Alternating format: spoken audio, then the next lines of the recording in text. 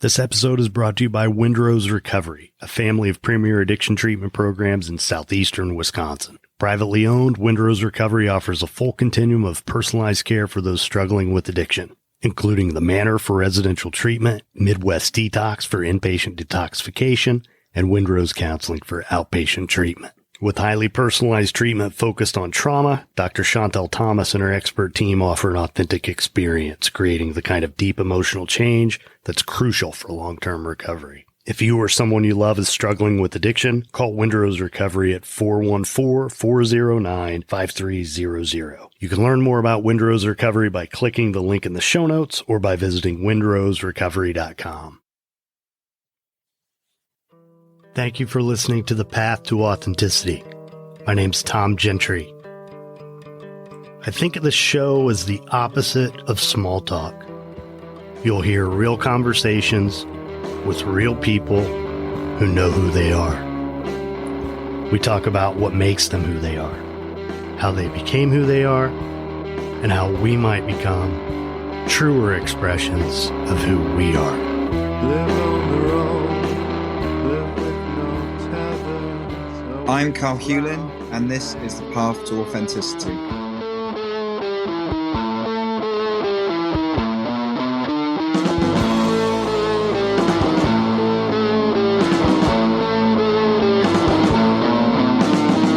Nowhere to run, nothing to hide from the government's prying eye. Take yourself a summer holiday. The Path to Authenticity proudly supports the I Speak Media Foundation, advancing media literacy education through an evolving series of outreach programs within the communities that need it most. For more information, visit ispeakmedia.org.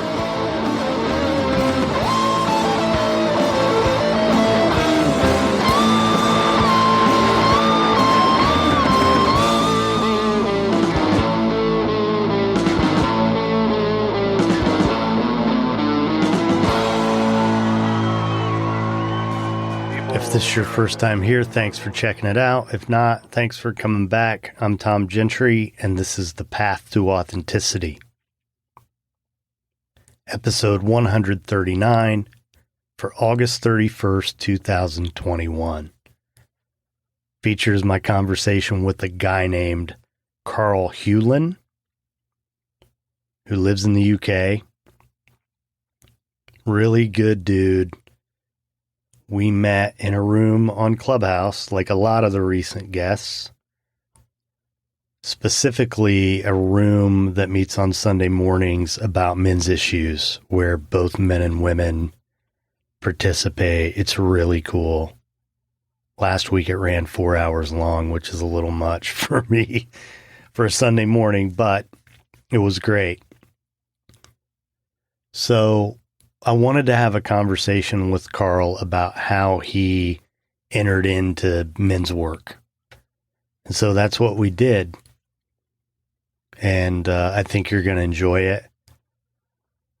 So I want to mention a couple things. First, I'm going to start doing a daily room on Clubhouse at noon Eastern for 20 or 30 minutes, where these 20 questions that I pose to all the guests and do blog posts with. I hope some of you have seen them, because I have a ton of them, like 50 of them published on the blog, and a lot more to publish that I just have to edit and upload. Time takes time. But anyway, what I want to do is do a little room where I ask the 20 questions to the person on Clubhouse. And I think it's a really good way for people on the app to get to know each other a little bit. Maybe a way for me to bridge the various communities on the app that I'm participating in, and also hopefully get a little bit more of a following and hopefully some more listeners. And ultimately, what I've always said and what I've always wanted for this podcast is to build a community. One of the reasons I want to build a community is to do retreats. And I started planning a retreat for the beginning of January in South Florida. So I'm actually going to go see the venue on Monday, the day before this comes out. So I'll keep you guys posted about that. The other thing I'm doing is an 8-week series of groups called Path to Purpose. I've assembled some assignments. What I've kind of envisioned is doing like a process group where people can come in. I envisioned men, but some women have shown interest, so I left it open. I'm going to accept 8 people. We'll see where it goes. I just started promoting it today. It's going to begin October 4th, but 8 groups that, as of now, what I'm planning to have them meet every Monday, have like a journaling assignment for each group, probably a handful of reading assignments. So each week there will be like a writing prompt, and the participants can write about that during the ensuing week before we meet again, and then we'll process it in the group. And it's all focused on, where am I in life? Where do I want to be in life? Who am I?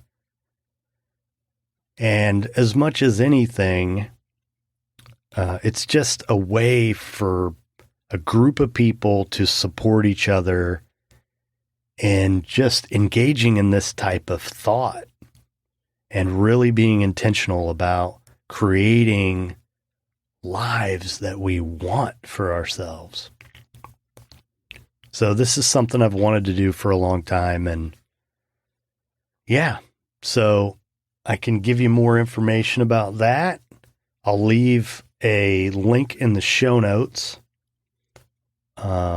where, you know, you can go and give me your contact information and we can chat about it. So hopefully this thing will go well. I'm really excited about it. And yeah, I'm just going to be, some of my time is beginning to free up, and I'm spending more time on Clubhouse and really devoting time to building this community and working with this community. So anyway, this was a fantastic conversation. Carl's a really nice guy. He's someone who I can see myself collaborating with if he's willing, and someone who I'd really hope to continue to get to know more. And so here you go, Carl Huelin.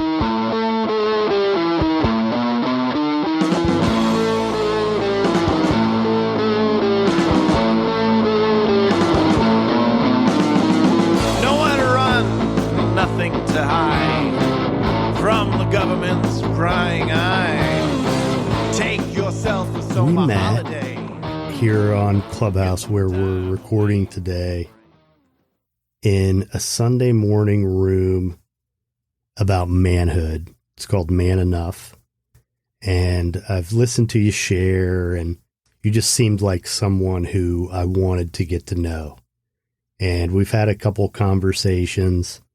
So I thought maybe I'd just have you come on and talk about how it is you found yourself investigating this world of men's issues. It's been a bit of a journey, I think. You know, it kind of started probably 4 or 5 years ago when I struggled with my mental health, if I'm honest. I think I was kind of blundering through life and, you know, as you do, and not really self-aware or anything, and just generally feeling a bit rubbish. And that, you know, that kind of led me, if I'm honest, to a bit of a breakdown and, you know, struggling with my mental health and taking a break from work. And I think that kind of put me on a path of, that kind of opened up a little bit of the world of self-development. You know, something had to change, and I had to, you know, I kind of went to a therapist and things like that. But I think what opened up for me was an awareness that something wasn't right. And it put me on that path, a little bit of self-development. And over the years, it's kind of grown, and it's become certainly a passion and a hobby. And I've kind of felt victim to the, you know, kind of the self-development addiction where it kind of just absorbing a lot of information, but not necessarily taking a lot of action. But more recently, in the last couple of years, I did a self-development course called the Landmark Forum, which kind of opened up a few more things for me. And what it actually did was, by me, again, continuing down that path, what I discovered was something called, I read a book called No More Mr. Nice Guy, which was a really interesting book. And it kind of smacked me in the head, really, with some of the stuff that was being said in there. And it just kind of really resonated. And I think that was kind of where this like men's work and men's issues kind of became more relevant for me, and how it was impacting my life and my mental health, and things about just some of the behaviors and things like that these kind of nice guys portray. And from that, I actually was in London doing that Landmark course over the period of about 6 months, because I live in a little island called Jersey. So I was traveling to London every week doing that. And actually I found that there was a men's group in London where I was, and I went along to that. And it was just so powerful, like being in a room with all these guys opening up and really like talking. And that's just something I'd never experienced.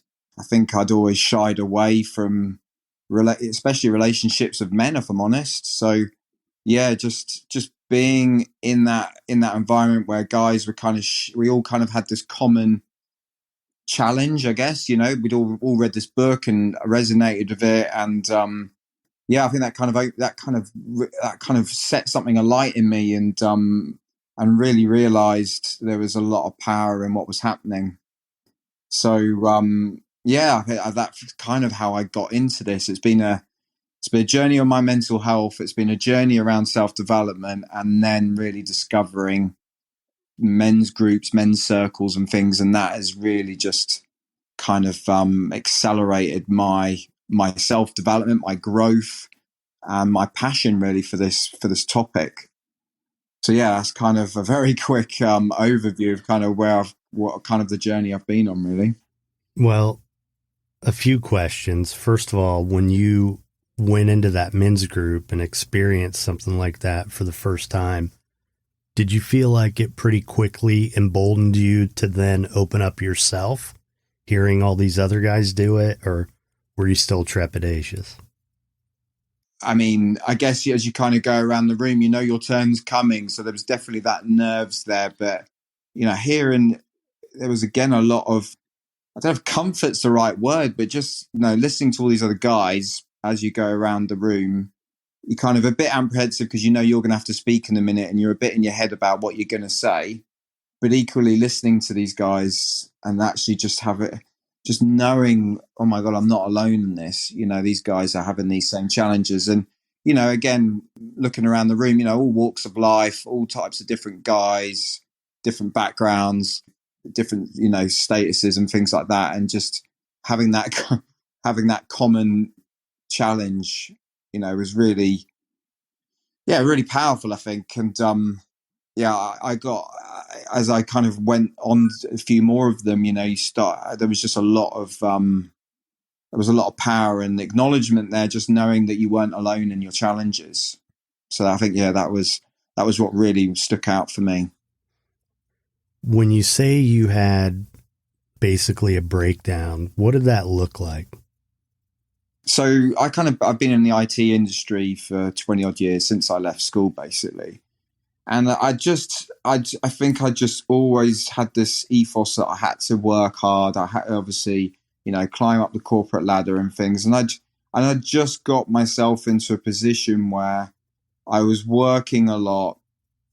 I just got burnt out. And I think I put a lot of pressure on myself to meet the demands of the job, meet the expectations of other people. I couldn't say no. And I'd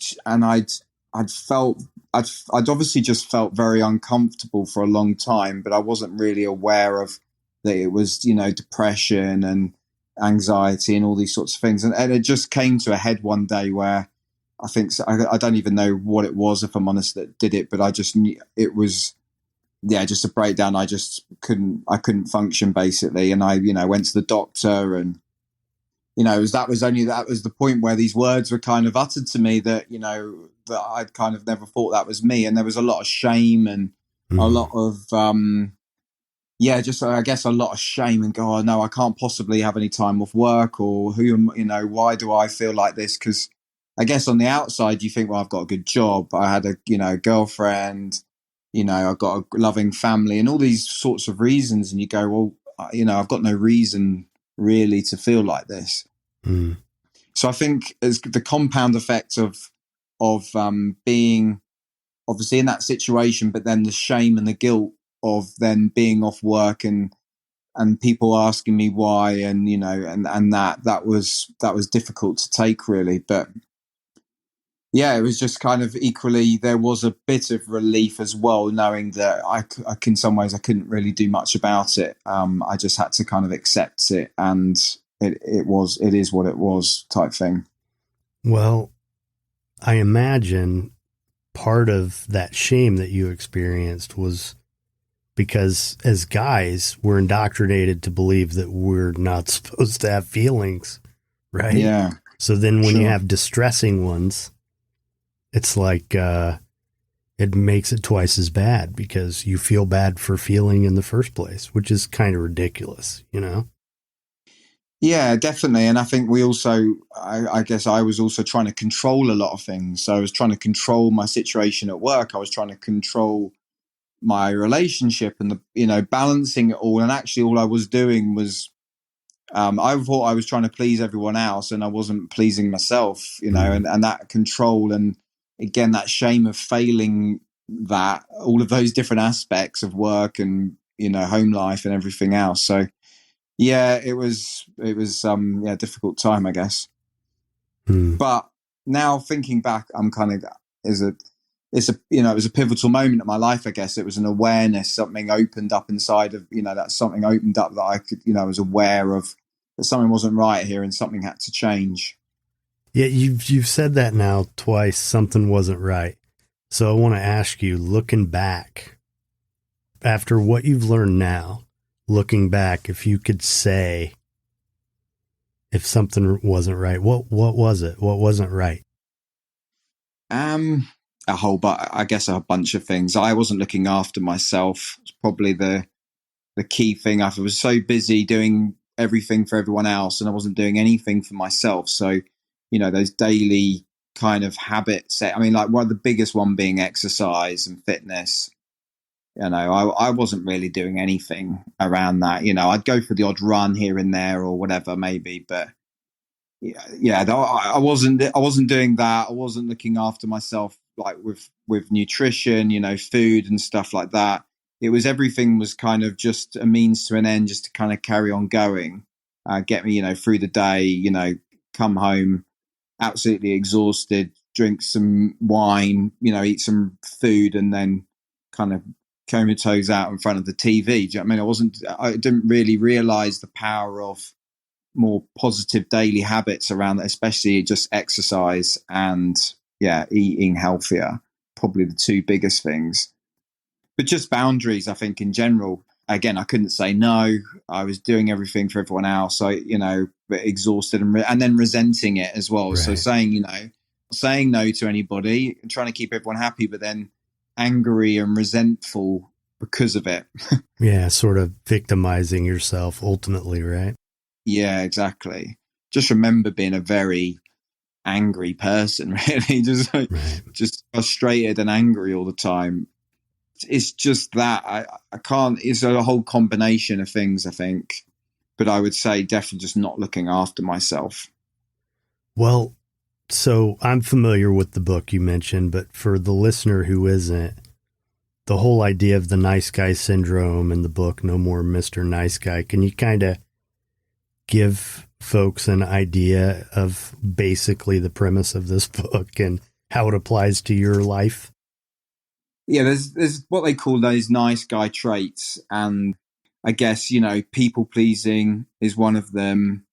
It's kind of, we all go to the we kind of see this the jerk type guy, and we kind of go to the opposite scale of that, thinking, well, I don't want to be the jerk, and actually, but a lot of the stuff that the nice guy does is equally as is kind of a negative as the jerk behavior, but it's kind of done in a more covert way. So, you know, again, I think quite often the nice guy is quite dishonest, because, you know, we go along, you know, we don't say no to people, and you know, we go along with things, but actually you don't want to do them, or you do things maybe for the wrong reasons because you want people to like you and stuff. So actually you become quite a dishonest person. I don't think you're necessarily aware that you're being dishonest, but, you know, by the fact that you're not speaking your truth and saying how that impacts you, or say no, or setting boundaries, that has a big factor in, you know, you effectively are being dishonest.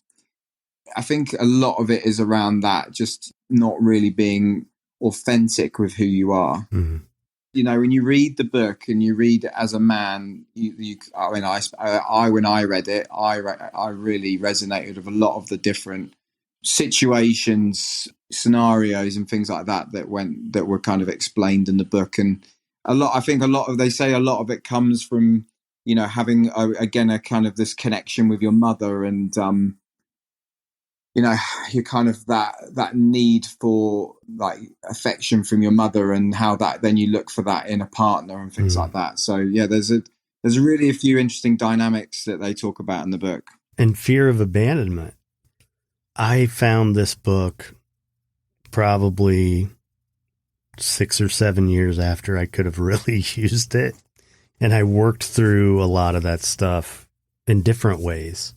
You know, I got a lot of that information from Robert Bly's work. And for me, the way I describe it is that I really didn't show up in my marriage. I was very agreeable and accommodating and kind of went along with everything. But what I didn't do was, like you said, speak my truth. I didn't really talk about what I wanted. I usually, like you said, would sort of forfeit my position in a disagreement a lot of times, kind of deferring to my ex-wife. And then, you know, it was really easy for me to sit back and describe her as a controlling person. But the reality is, even if she was, you know, I wasn't accepting responsibility for my part in the development of the relationship. You know, I rolled over from the beginning. And so for me, by the time I figured out what I was doing wrong and started to change, it was probably too late. It was too late. I mean, she was used to me the way I was before and wasn't really interested in having me be more assertive. She liked me better going along with everything. And so then it became pretty clear to me, I can't be myself in this. So it didn't make sense. It was really easy to determine that it wouldn't be right for me to stick around at this point. So the decision sort of made itself. But yeah, I think a lot of us fall into that trap. And to me, one of the lessons in this that I learned is that, you know, a man who is in his power is decisive, right? We make decisions. We don't leave them for somebody else to make. The energy is active rather than passive, I guess. Yeah, absolutely. Yeah, absolutely. I mean, I think, you know, avoiding conflict is a big one that I definitely resonated with. Again, that goes back to speaking your truth, but I repressed my feelings and, you know, didn't speak my truth because I didn't want to upset them. And everything I've learned is actually kind of has the opposite effect to some degree, right? Well, it becomes a self-fulfilling prophecy because we're creating the circumstance. What we're doing isn't going to work. We can't connect with another person if we're not being real. It doesn't happen that way, right? Yeah, and I think you know, again, I talk about, I think in the book about, you know, men being like Mr. Teflon. You know, we want to try and hide all our rough edges and all the things that, you know, that we might not be comfortable with ourselves. But again, by doing that, we're not being authentic. We're not being our true self. And actually, you know, again, we think, well, oh, I can't show them that or show that side of me or whatever because I want them to like me. but actually it has, again, the opposite effect that that they think, well, this guy's too good to be true.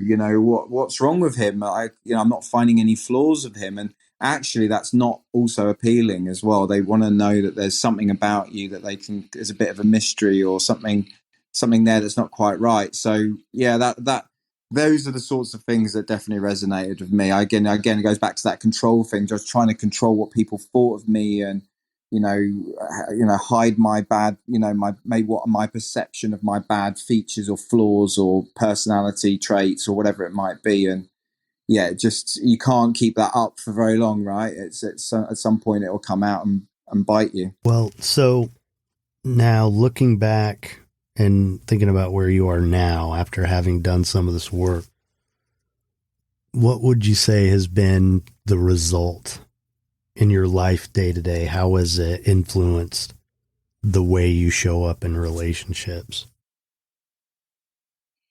I think, it's a work in progress. If I'm honest, Tom, I'm not perfect. And even though some of these things, I still find it quite difficult sometimes to speak my truth. But I'm definitely more aware of myself. I'm definitely, I think, having those habits and that, keeping, trying to keep those boundaries, and doing the exercise and things allows me to be more self-aware. As I say, I'm not perfect. I definitely still fall victim of some of these traits. And even as recently as this year, I kind of, I was definitely not showing up as I could have been. And I think that was because I did let my boundaries go again a little bit.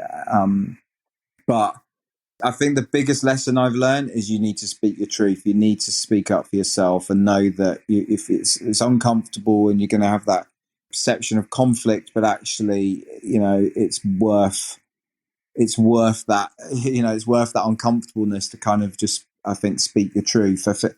So I think that side is definitely something that I'm still working on. I'm not in a relationship at the moment, so a lot of it is just kind of learning. And again, like that room that you mentioned earlier on, that's been a great room. There's been a really interesting room on a Sunday on Clubhouse where, we kind of hear the truth on both sides, women and men that they're largely done the work, on themselves, and they're a bit more self-aware. So I guess, but it's really interesting to have those conversations. And I've learned a hell of a lot in that, especially around, masculine and feminine energy as well. And these, these kind of perceptions of how men and women think and stuff like that. But I think probably the biggest game changer for me on just kind of my journey has just been having a good routine around my personal habits and things, certainly around exercise, meditation, stuff like that.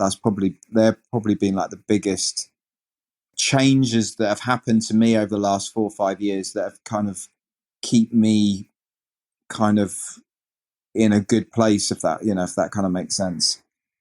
When you say, you're not there yet, I think one of the things that's important for us to remember is that all of this is a practice, right?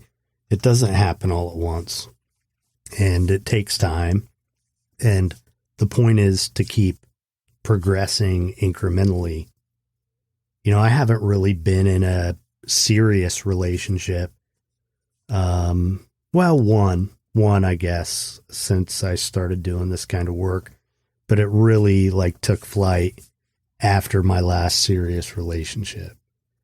And now the practice of, before I used to just show up as whoever I thought she wanted me to be,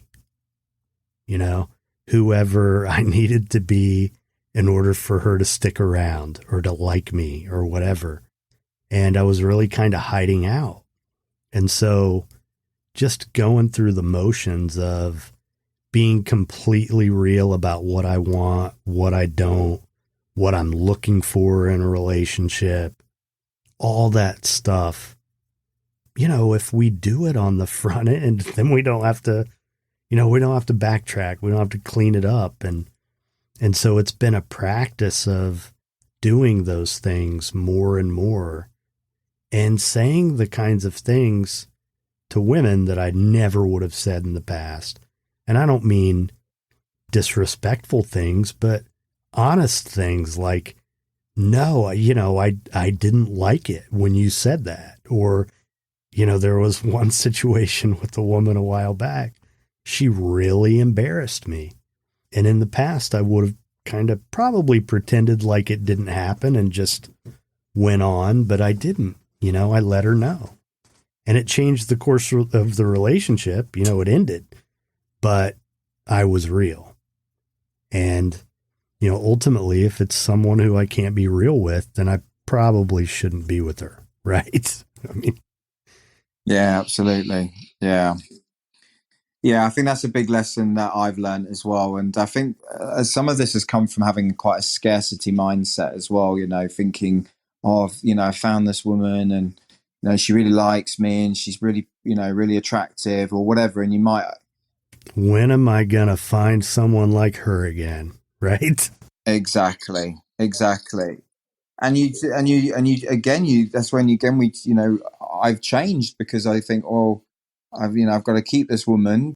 But actually you change from the person that they actually liked in the first place as well. I mean, I think that's the other big lesson I've learned from recent relationships is, when you don't show up as the person that you are at the beginning, well, you do change, and that's not the person that they were attracted to in the first place. So yeah. It's a bait and switch. Yeah. The landmark thing, would you say that it was an opportunity for you to really examine your beliefs? Because that's, we don't realize how much the beliefs we have control our behavior. And that's one of the ways that I benefited from doing that kind of work. Yeah, definitely. I did something else as well, actually, before that. I'd done probably more towards my earlier part of the journey, which I did something called the Hoffman process as well. But, they both very much, they all these programs kind of deal with similar things, but a lot of them highlight, patterns of behavior that you learn in childhood, especially maybe from your parents and things like that. And just having that awareness of, those patterns of behavior and where they might have come from or events that triggered those or caused a belief to happen. The landmark, talks about, like I say, certain, stories that you tell yourself and, kind of formulas you come up with to kind of deal with those and, kind of how they become kind of, as I say, the story that you constantly tell yourself and, that often happens when you're between like 7 to 10-year-olds or something. So I think, just having that awareness of those things and again, being in a group of people where people are sharing stories and, talking about things and you resonate with their story, even though it might not be quite how it worked for you. There's a power there in understanding, but equally, I think I had some great. I mean, there were great courses and things. I think I kind of got it intellectually, but I think I was still waiting for this like eureka moment of like, oh wow, that's why I feel like the way I do or whatever. And it never came, if I'm honest. And I was always a bit disappointed it never came. You see these people having like, these like eureka moments around you. And I kind of felt like it never happened for me. Mm-hmm. It's just, again, an awareness. So, that's something that I've definitely, oh my God, they've had all this childhood trauma and this happened to them. And, my life generally, has been fine, really, when you think, compare it to some others. Well, and, essentially what you're doing is invalidating your feelings when you do that. Exactly. So, exactly. And what I'm thinking about listening to you is, and I've done a lot of different kinds of work on myself over the years, but probably what has been more effective than anything else is just the practice of not avoiding my emotions. Yeah. We're so adept at distracting ourselves from what we're feeling. And those emotions don't go anywhere if we don't process through them. We carry them around in our bodies. So what you're talking about, like having the knowledge, but not feeling like you internalize the change.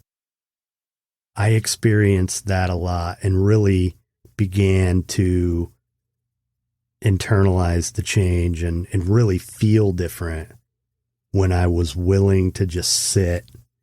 And what my therapist, the way she describes it, is sitting in the feeling until you get back to neutral.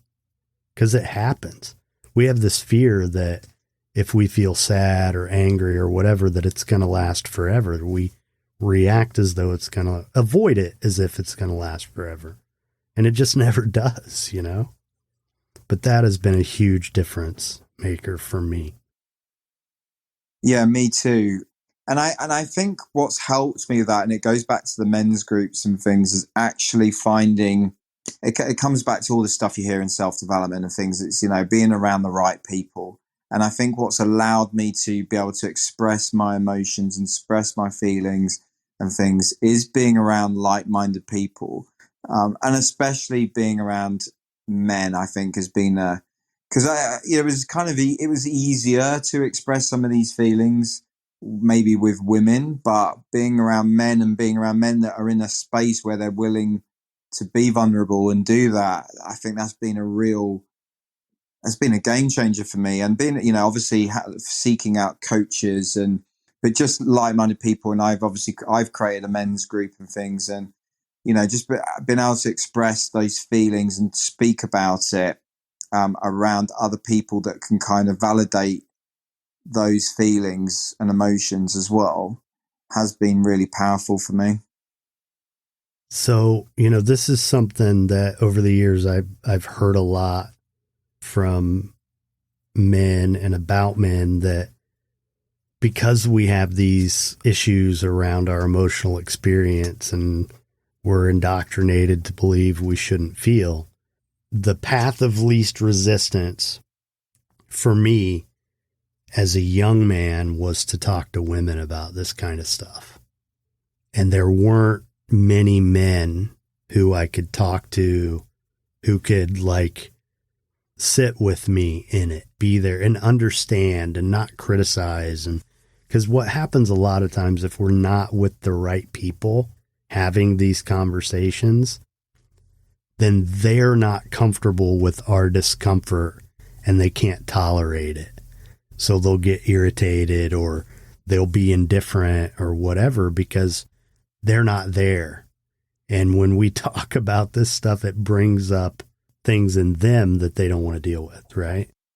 Yeah, I think what I've learned in going to these men's groups and things is that I think guys generally do want to talk about it, but they don't know how to talk about it. And also, they're, like you said, they don't have the language to deal with it when they receive it. So, like you say, they just feel very uncomfortable, or they try and fix it or fob it off. Oh, come on, mate, you know, just have another beer, or, you know, it'll be all right, or whatever it is. And they just don't have the tools and the, as I say, the language to deal with it. And yeah, like you say, probably brings up a lot of uncomfortableness in themselves. Yeah. Well, and a lot of times what we do when we hear someone talk about how they feel when it's a quote unquote negative feeling is explain to them why they shouldn't feel that way. We try to explain to them, oh, you know, it's okay. It's, you know, and it just, that doesn't help, you know, it never helps. Yeah. I think one of the things I've only really realized recently, and I'm again doing the work for it, is that, you know, you have that feeling and then you judge yourself for having that feeling. So actually, in some ways, the judgment is worse than the feeling. Right. Again, it comes back to that shame and everything. So, you know, and then that negative self-talk. So, you know, you have a feeling and it's negative, or it's not, you're not happy. And then you go, oh, for God's sake, come on, Carl, put it together, or you're bloody useless, or, you know, all that negative self-talk that kicks in. And actually that is more destructive and worse than the actual negative feeling in the first place. Right. And again, I just don't think we're aware a lot of the time that, well, I'm not aware, or wasn't aware that was even happening. It was just kind of all merged into one. And I wasn't able to separate kind of the feeling with the thoughts that were going with the feeling. Yeah. And I don't know about you, but until I learned to tease some of these things out of my consciousness, you know, like the critical voices and all that, before I was able to make sense of what was happening, it just hurt. It just hurt. And I didn't know why. I didn't like, what is wrong with me? Why do I feel this way? Yeah. And that's how I felt when I said at the right back at the beginning, when I didn't have any awareness. That's exactly how I felt. And now having that awareness, in some ways, ignorance was a bit bliss, but now you do have that awareness. And I can definitely get myself out of that place a lot quicker and easier than I could previously. So I guess that is, that's the toolkit you get, the experience, and having the people around you that are able to understand what you're experiencing and talk to you in a way that helps. All those things help for sure. So let me ask you this, and I think we may have talked about this, but I can't remember. Do you ever have that feeling like I'm still a little boy, I'm not really a man? Yeah, sometimes I think I just feel like a scared little boy, for sure.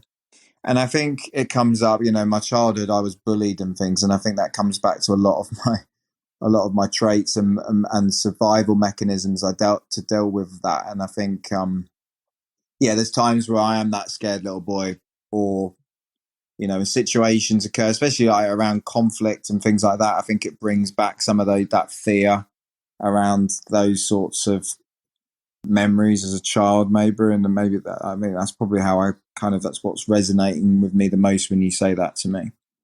Yeah, I've talked to a lot of guys who have experienced that, and I haven't experienced it for a long time. I've had feelings of I'm not good enough, but really that changed when I went through my divorce and the custody issues and all that. But before that, there were just a lot of times when I felt like I was lost and I really wasn't a man yet, even though I was. Not all the time, but it would come up. The feeling would come up. And it probably until I was in my mid to late 30s, that would happen. But it hasn't happened for a long time. And, I think I more ask that for the guys who are listening than for you, because I feel like that's one of the things that happens with us. We just feel lost sometimes. And, there are all these ideas that people have about what it means to be a man, but it's not really very clear. And we don't do a very good job of teaching each other how to be men, I don't think. Yeah, absolutely. And I've kind of investigated these topics, just around like role models and purpose and, all these things. And I guess, again, all that, again, back at the beginning, I didn't have any of that information. I didn't have a purpose. I didn't know really what my identity was, what my dreams were. I was just surviving, living for the weekend, surviving, get through this next bit of work, challenge, whatever it was, with no real, I guess I had drive to get work done, but I had no real long-term goals or anything like that, and completely felt lost. Felt lost is probably the easier, like you say, would probably sum it up the most. No idea of what it meant to be a man. I think how I relate to that, probably what it means to be a man is to be a father and a husband with those roles. But again, not necessarily knew how to do either of those properly. And I'm neither of those. And I think that's also been part of my journey as well, of a big identity crisis around, as I grow up, I thought, well, to be a man, it means to be a father and a husband. And I've not ticked those two boxes. I've not done either. So I think, again, a lot of shame to say, well, I've failed those things, even though I've never done them. And that was kind of what my identity was going to be. So that was kind of what my goals were in life, was to be those two things, and actually, nothing around all the other stuff around life purpose and things. I had a guest a while back who's an author and wrote a book about stuff that she went through in her early 30s. And the term that she uses that comes to mind is toxic milestone mentality. when I was a late adolescent, young adult, I thought there was something wrong with me because I was 18 years old and I didn't know what I wanted to do for the rest of my life. And, you know, at 25, 26 years old, I wasn't married yet. And I thought there was something wrong with me because I wasn't married yet. Yeah. There are just these expectations, sort of unwritten rules in Western culture about how the sequence is supposed to work. And if we deviate from that, to the extent that I deviated from it, I felt like something's wrong with me. Yeah. And actually, you just kind of reminded me of something. And I think going back to where I was and my breakdown and things, I think I was in a place and in a relationship because I thought it was what I should be doing. And actually, again, I think it goes back to just not being authentic and not being where I wanted to be. And yeah, because it was like, I thought this is what I should do, what the path is for me. And actually, you know, this is a good fit. So this is what I should be doing. Right, right. And it just makes me wonder how many men, how many people are out there who are just like going through life with blinders on, doing what they think they're supposed to do rather than what they actually want to do. You know, absolutely. And I think, yeah, they've done that. They've fallen into relationships, jobs, whatever, and they can't see how to get out of it. And again, I think it comes down to things like we talked about, you know, setting boundaries and things. They're just so in it now. It's difficult to see how they can do anything different. Yeah, I guess I'm in some ways I'm thankful that some of those things haven't happened because it's given me the flexibility and freedom to discover myself in some part. So yeah, I definitely think that happens. Yeah, for sure. Well, and going back to the purpose thing, I mentioned this book to you in our last conversation, Fire in the Belly by Sam Keane. And the key concept that I take from that book is he talks about how as men, we need to have our purpose before we find our partner. And if we get those juxtaposed, it's never really going to work out. It's going to be problematic. And I know for me, being attached to someone was always such a high priority for me that I tabled everything else. And that's a key difference in who I am now as compared to who I was in the significant relationships that I've been in, because now I know what I want and I'm more focused on my purpose. I'm more focused on what I need to do, what I want to do to carry it out. And now, I'm not going to choose a partner who doesn't fit in that picture. It's just not going to happen. Yeah, I think that's, we're just not taught this stuff. That's the sad thing. Yeah, absolutely. And that's definitely like my number one goal was find a girlfriend, find a wife. And that's what I thought. Again, it goes back to what you thought you needed to do, right? It was fine. And, I guess as growing up and, you watch TVs and movies and things and you get all of this stuff thrown at you about how you should be and, you complete me and I need to find somebody that, completes me and all that sort of stuff. And it's a load of rubbish. Right. You need to be complete in yourself. You are whole in yourself. You don't need somebody to complete you. Right. And I think that's been such a mindset shift for me, is like always looking for somebody as if there's a part of me that's missing and I need to fill it. And I think, again, that's why when you have found somebody, there's that, you feel that I felt there was that need for them to complete me. And then because they're there, I need to keep them and control the situation so I don't lose a part of me. But that's just not true. Do you know what I mean? We are complete in ourselves. And, and again, we have to love ourselves and be happy with who we are. So that's a great segue, because I keep thinking I'm going to ask you one more question and then I think of another one. Self-love. That has been one that has taken me a really long time to wrap my head around. to get comfortable with.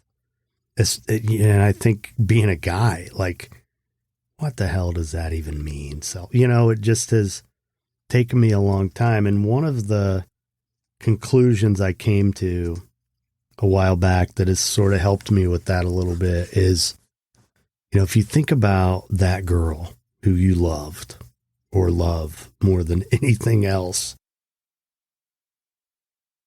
she didn't do that. You had that. When I think about that girl, man, it was already inside of me. The love was already inside of me. It just came out. It was a target for it, and I've made such poor choices with choosing unavailable women in the past. Like, it was very clear that they weren't doing anything to create that or earn it. It was in me already. It was there.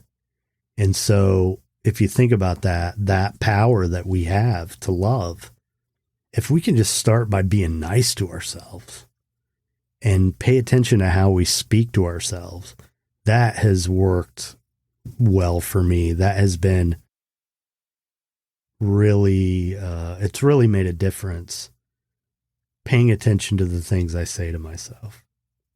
And not saying negative things to myself, just putting it into it, Yeah, definitely. And I think this is something that I'm only recently realized, I think, as it's been pointed out to me, some of how I might speak to myself. Absolutely. And it's been quite a big shift for me as well. If we talk to others like we talk to ourselves, we wouldn't have any friends. Right. So, right. No one would be talking to you. So, as I said, and as I mentioned it earlier, just beating yourself up for feeling a certain way and judging and, oh, you did that, you idiot. And just that negative self-talk all the time. And that's been a big shift for me. And just also, as I say, just knowing what light fills your cup. You can't pour from an empty cup. And I think, again, we're trying to comes back again to, keeping those boundaries and knowing what fills you up and being able to then be, not giving in to those things, as I say, especially in a relationship. It's great when you're single and you're doing everything, you're going to the gym and, you're going out with your buddies and all these things that, really fills your cup up. And as soon as you get in a relationship, you again, if you put them on a pedestal or think they're the ones that are going to give you everything you need, you start kind of slowly losing or slowly giving up the things that kind of, as I say, fill your cup up. And over time, it just kind of whittles away. And, that's self-love, right? You need to do those things and not fit. I used to always think it was very selfish to do that as well. I think that's a big shift I had as well. It's a bit selfish if I have time to myself or, say no to people or whatever. And actually it's not selfish, it's selfless. Do you know what I mean? You need to do that so you can then show up for them. Well, and this is one of the reasons why we need other guys. We need other guys because I know I have done this and I think a lot of men do this where they get so consumed with the relationship that if they don't lose themselves completely, which often happens, they rely on their partner for so much emotionally, friendship. We need more than one human being. We do. Yeah. And it's unrealistic to expect one person to be able to meet all of our needs. It just doesn't make sense. Yeah, it just puts a huge pressure on them, right? To fill all these different needs. And I think, as I grew up, there was a lot, I think, again, it comes back to the nice guy thing. You can kind of see, the kind of stereotypical jerky type guy that might be out with these, treat women in a certain way and is in a nightclub, might be like flirting with other women when he's got a girlfriend at home, and all these kind of behaviors that I kind of witnessed and thought, oh, I'm not going to do those sorts of things. Or then maybe subconsciously, again, I think another big thing is around like masculinity and toxic masculinity. And, I put some of those, I kind of merged those two things together. Do you know what I mean? And actually, there's a lot of positive things about masculinity, right. but I think I was probably guilty of seeing a lot of that as negative. Mm-hmm. And seeing that was just like the guys, and that was just their behavior. And actually, I'm not going to associate myself with that sort of behavior. And again, a lot of it comes in sport and things. And I think I kind of distanced myself from sport, and that, I guess, that's where a lot of male bonding happens, I guess, in those sorts of clubs and things like that. And so I grew up never really, I kind of distancing myself from that, but losing a lot of that male bonding that we do need. Growing up. So speaking of which, talk about your group. Yeah. So as I say, as part of the landmark journey I went on, we needed to create a community project, and after being inspired by going to the men's groups, I created a men's group. I called it Man Size Sharing. Obviously this was pre-COVID, so we did it in person. Took some time out from work that year, and I'd helped set up a restaurant. So concept was that it was a men's group to get together and just be more real, cut through the bull. We're going to talk about a bit more meaningful stuff, and it wasn't really necessarily focused around like mental health, but obviously that was going to have a big part in it. But it was just guys getting together and having a bit more of an authentic conversation. Created that Man Size Sharing. It was in person. We did it in Jersey where I live. And it was great. We got, we were getting 10 or so people coming to each meeting. We did it, we had about 3 or 4 sessions. It was great. And obviously then COVID hit, and we took it online and did it there. And it was just a really powerful space, and I met some great people, obviously more local really at the time where I live. But since then, and discovering apps like Clubhouse, I've obviously been doing my men's room on Clubhouse, and we've just been talking. That's been more around just covering these sorts of topics like purpose and ego and masculinity and things like that. So I've had a lot of benefit out of that, but I think just being on that path of discovering men's groups, I spent some time in Bali at the beginning of 2020, and there was so many men's groups and men's circles and things. So I've just really been trying to embrace that kind of brotherhood, authentic, space where men are sharing vulnerably and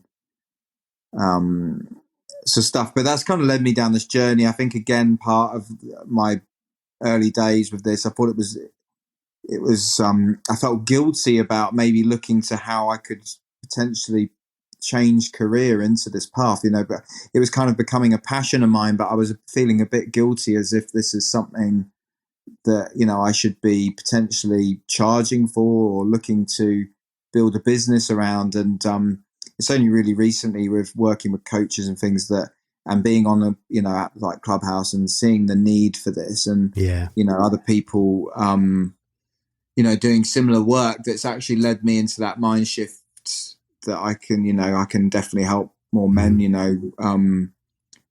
in this work really, and just that understanding, I say by no means an expert and a work in progress, but, I think there's people out there that, like you say, that are just, in a place I was a few years ago, they're just lost and, struggling and things like that. So it's just really become just such a huge passion for me. And, just really want to help as many men, I guess, as I can, really. Well, that part of it, I can relate, having that feeling of, would it be right to charge something for this or not? And, I've done more real therapeutic sort of groups. And then, now I do what's more of a men's support group, but we get pretty deep, and I facilitate it. And you'll figure it out. But Carl, man, this has been great. I really appreciate you investing the time in this, and also just bringing it, being really transparent and being willing to talk about all this stuff with a little audience, no less. So thank you. I appreciate it, man.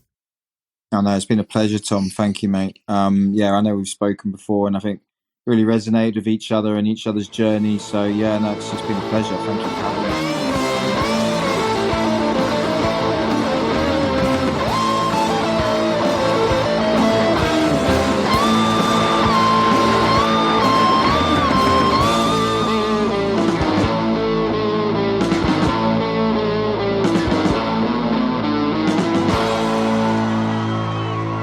All right, there you go, Carl Huelin. Please subscribe, follow, like, rate, review the show anywhere you can, anywhere you listen, whether it's Apple Podcasts, Spotify. Those are the two that I tend to focus on more. When I listen on Spotify. But it's still true that all the ratings, reviews, all that stuff goes a lot further with Apple Podcasts. So if you could leave a review there, that'd be fantastic. I want to thank the show's sponsors, the Manor and Windrose Recovery. I want to thank the band Punk Rock Opera, whose music you hear throughout the show. Their songs are used with permission from the artist and under a Creative Commons license. If you enjoy the show and you want to support the show, you can gain access to all sorts of supplemental content on Patreon. That's patreon.com/thepath-to-authenticity. There are a limited number of spots I'm leaving open at $1 a month where you can gain early access to the episodes, usually 4 or 5 days ahead of time at least. You can get my Saturday Dispatch, which is a little mini check-in episode that I do every week. And at this point, there are a couple hundred MP3 files that only patrons have access to. Back episodes that aren't showing up anymore in the podcast players. So, yeah, I'd appreciate any support. If you want to call, leave feedback, questions, you can call 561-247-4757 and leave a message. I'd love to hear from you. Appreciate any feedback you have to offer. It's a great episode. I hope you guys will check me out, check the show out on Clubhouse. I've gotten a little momentum this week, getting a couple of my, what I call terrestrial friends who aren't on Clubhouse to come on Clubhouse and participate a little bit because I know they have so much to offer the people there. So I'm kind of excited because that happened a couple times this week. Going to be doing more and more of that. I'm in the middle of creating another little mini podcast for people in recovery or who want to be in recovery. And, I'm doing that with a room on Clubhouse where I'm recording. So, yeah, I'm going to be doing more and more sort of community building things on Clubhouse. And like I said at the top of this, what this has always been about for me is building a community. And so far it's been very gratifying. And I know it's only going to get better. So as always, I appreciate you taking the time to listen to this show, to support me. I got a special episode coming up next week. It's a milestone for me in my life next week, a big one. And so the next episode's just going to be me talking. And I'm excited about that and also a little nervous about it, to be perfectly honest. But I hope you come back and I hope you listen. And again, I hope you have a great week. Be nice.